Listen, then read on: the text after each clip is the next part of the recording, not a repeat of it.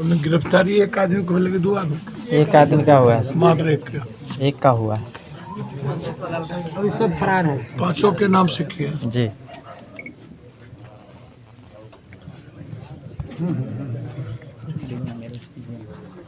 हम ही तो करेंगे ना।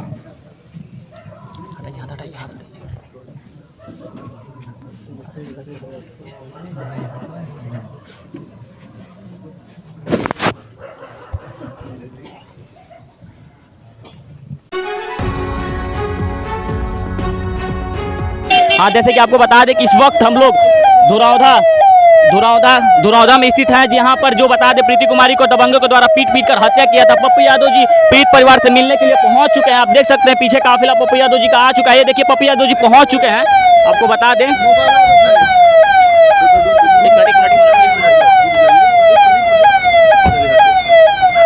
आपको देख लीजिए,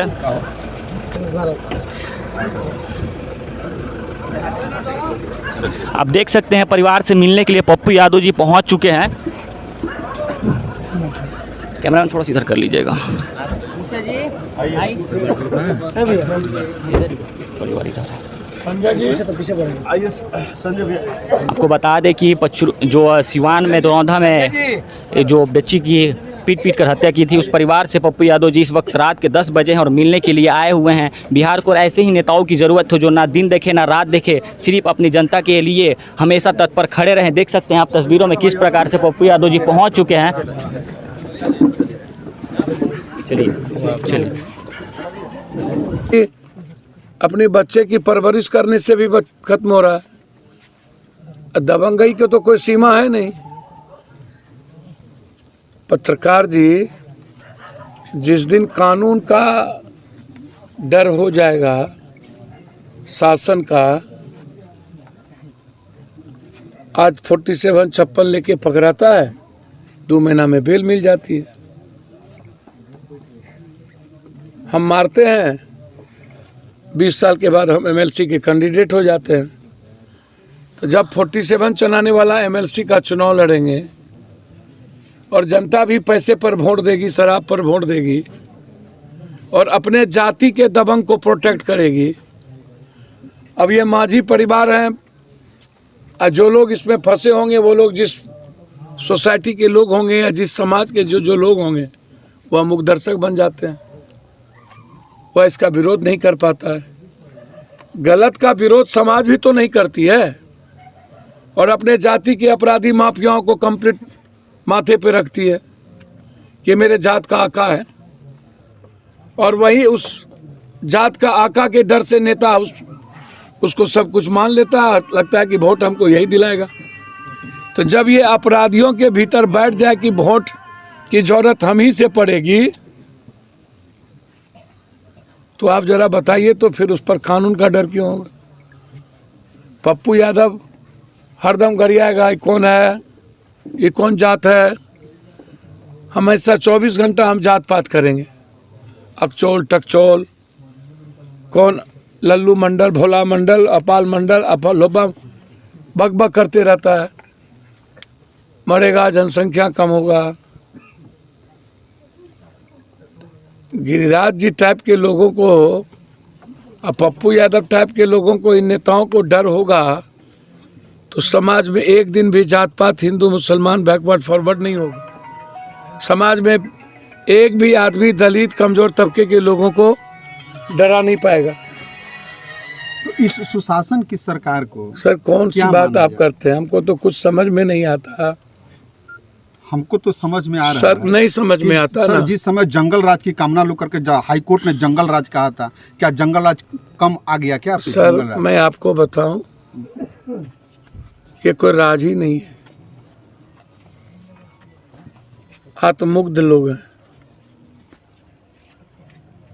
इस राज को चलाने वाले लोग ही हैं माफिया। जनप्रतिनिधि माफियाओं के पैसे से ही घर चलती है, चाहे सत्ता पक्ष हो चाहे विपक्ष हो।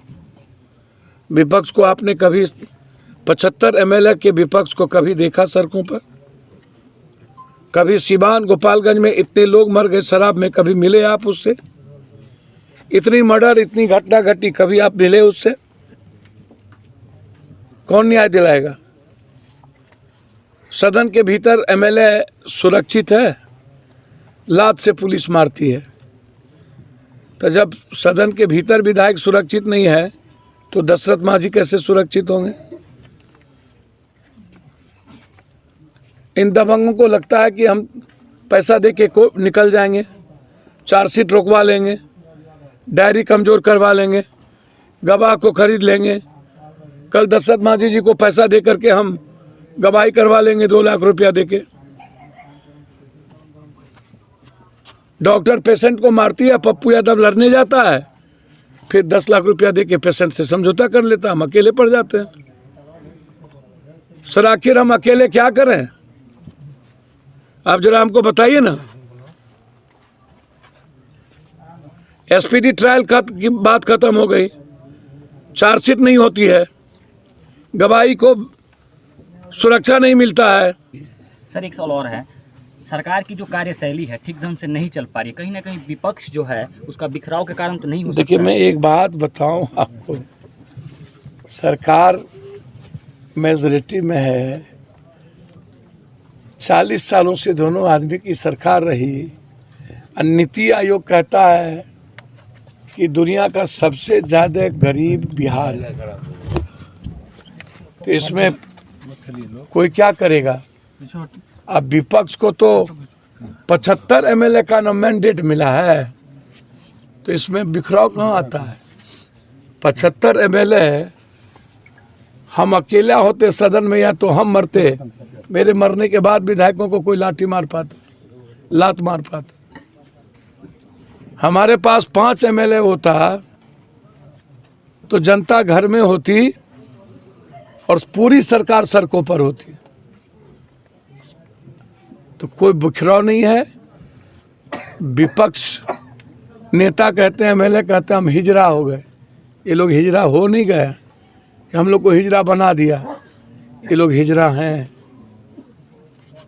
ये लोग भर दिन दलाली करते हैं, दलाल हैं पदाधिकारियों के, भर दिन भ्रष्टाचार में लगा रहता है, भर दिन पॉर्न देखता है। इन लोगों को सोसाइटी से कोई मतलब नहीं है। बिहार बचेगा कि नहीं इस पर कोई मतलब नहीं है, ये आप समझिए।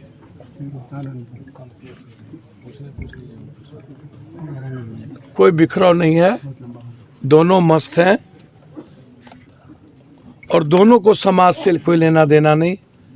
जो मंदिर की रक्षा विधायक की रक्षा नहीं कर सकता और 14.5 करोड़ लोगों की रक्षा नहीं कर सकता, जो एमएलसी के चुनाव में माफियाओं को खड़ा कर 6 करोड़ 7 करोड़ 2 करोड़ 3 करोड़ 4 करोड़, दोनों दल अपने अपनी पार्टी चलाता ही इन माफियाओं के पैसे से है। तो जब माफिया ही सदन में बैठेंगे तो आम आदमी हिफाजत में और सुरक्षित कैसे रहेगी? तो इसीलिए कोई बिखराव नहीं है। ये लोग जरतगब हैं और बिहार के नाश में दोनों की भूमिका बराबर है। Thank you sir.